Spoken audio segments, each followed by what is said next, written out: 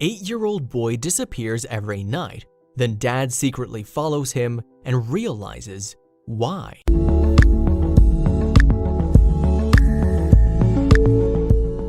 When he began to notice that his son was taking longer than usual to come home after school, Barry knew something was up.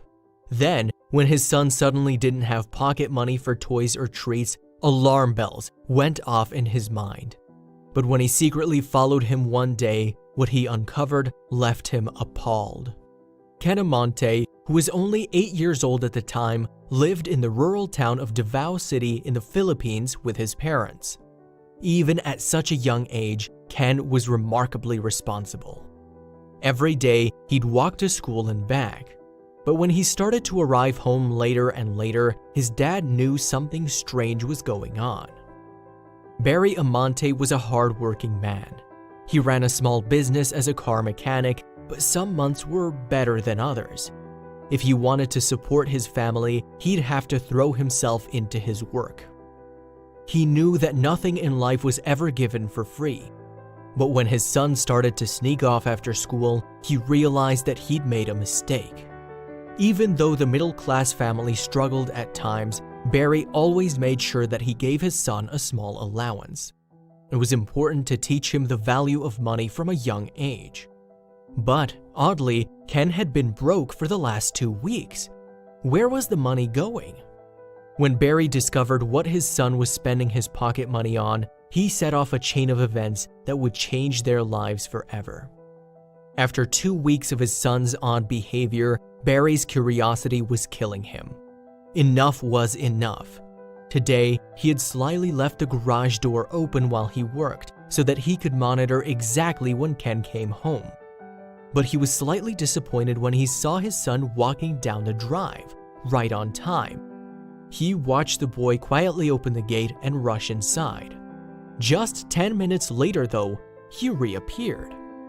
Ken began to walk back down the road, and Barry noted that he still had his school backpack on his shoulders. But why? The way it was sagging told the eagle-eyed dad that it was empty. After giving Ken a small head start, he began to follow him. When the boy walked into the local grocery store, the curious dad watched from a distance and waited for him to reappear. When he did, that suspicious backpack was bulging. Then, Ken took a left turn and continued walking down the road. The corner cafes gave way to pawn shops, scrap yards, and liquor stores as he walked further and further into the bad part of the neighborhood. Barry's suspicions were running wild as he followed him. This was definitely no place for an 8-year-old boy. When Ken turned into a side road, Barry followed closely behind, carefully staying out of sight. He peered around the corner and was bewildered to see his son standing in the middle of the empty road. He watched the boy slowly lower himself into a crouching position. Then, he pulled something out of his backpack. Barry watched, mystified. What was he doing? Then, he heard a low noise and saw a movement in the bushes on either side of the road. Suddenly, 3 animals loped out from their hiding places. They skittered and circled around the crouching boy. Barry didn't know what to make of what he was seeing, but suddenly the spell was broken. His instincts kicked in and he began to run. Barry reached Ken and began to chase the pack of dogs away, but then he understood. On the ground were disposable plates and cans of dog food. The poor stray dogs weren't in the best condition. They were clearly malnourished and had patches of hair missing.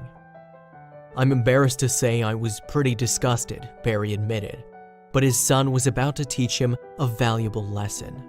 The pups, who Ken had named Brownie, Whitey, and Blackie, happily tucked into their food, tails wagging. Ken looked up to see his dad's stern face. He owed him an explanation. The little boy came clean, explaining that he had used his pocket money to buy as much dog food as he could. Every day for 2 weeks, he had come to this spot to feed the stray dogs. Barry was awestruck. He knew he had to share what he had witnessed. In February 2014, Barry snapped the now famous picture of his son feeding the strays and posted it on Reddit. where it soon caught the attention of animal lovers around the world. "My son changed my perspective entirely," he wrote.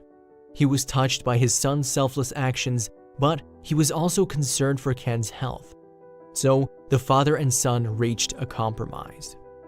As the dogs are strays, Barry was worried that they carried diseases such as mange. He told his son that he would buy the food for the dogs on the street on one occasion.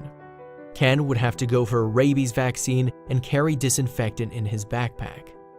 Meanwhile, Barry's post on Reddit was gaining traction. The father and son could never have anticipated the world's response. When Ken told his dad that his dream was eventually to open an animal shelter to look after the neglected animals living on the streets of Davao, Barry laughed at his son's extraordinary ambitions. He gently explained that it would take a lot of money and 20 years before Ken's dream could become a reality. But then, the internet stepped in. After seeing the incredible response to his Reddit post, Barry decided to create a website for Ken, named Happy Animals Club. He also allowed Ken to bring Blackie, Whitey, and Brownie home to take care for them, and soon they were running a small shelter from their garage. Barry helped Ken post updates on his website, and the response was phenomenal. "I love animals. I have 1 rescue dog and 2 rescue cats. Ever since I can remember, I wanted to open an animal shelter to help the stray dogs and cats on the streets," shares young Ken on his website. Happy Animals Club's main goal will be to rescue dogs from the city pound. The official at the pound said most dogs are put down because only 20 to 30% of owners claim their dogs, and no animal welfare organization is doing something about it. Donations began to pour in from supporters all over the globe. Ken and his dad were able to lease a 1,000 square meter lot for a year, buy building materials, and hire carpenters. After months of hard work, the full-size Happy Animals Club was open for business. The shelter now holds 2 large pens, 2 apartments, and an annex. Years later, Ken is now a teen, and he was able to sustain his project of helping animals. His no-kill animal shelter and sanctuary has grown bigger thanks to the volunteers who are helping Ken and his family run the shelter. Happy Animals Club's website is very active, and everyone is being updated with what's going on in the shelter and sanctuary, as well as the rescue animals' progress. But now, the shelter isn't just taking dogs in. Once the proper facilities had been built and enclosures were erected, Ken also began to rescue kittens and cats from the area. He also keeps a complete list of animals up for adoption on his website so that he can find all his rescues a loving home. There is also a link to donate to Ken's shelter via PayPal. On Happy Animals Club's website, Ken wrote, "Please help me develop the animal shelter by volunteering, holding seminars at your school or company, or donating funds for dog food and veterinary care." He continued, "Happy Animals Club is a non-profit organization registered in the Philippines.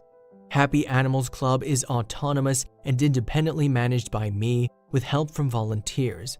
Currently my dad, he complains that he is an involunteer."